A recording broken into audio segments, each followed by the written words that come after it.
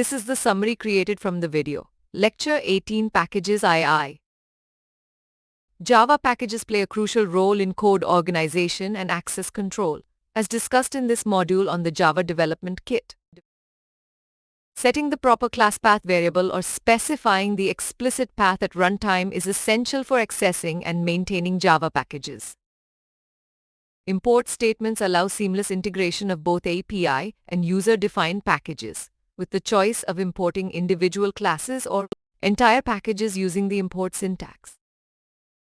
Access specifiers like public, private, protected, and default govern the visibility of package members, with subclasses in different packages having limited access based on these modifiers.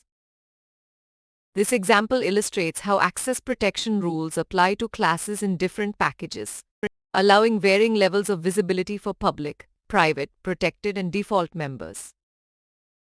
While Java does not support multiple inheritance for classes, interfaces offer a workaround by enabling multiple inheritance and facilitating polymorphism. In summary, packages enable code organization, access control, and the integration of API and user-defined components, while interfaces introduce multiple inheritance and polymorphism capabilities to the Java programming language.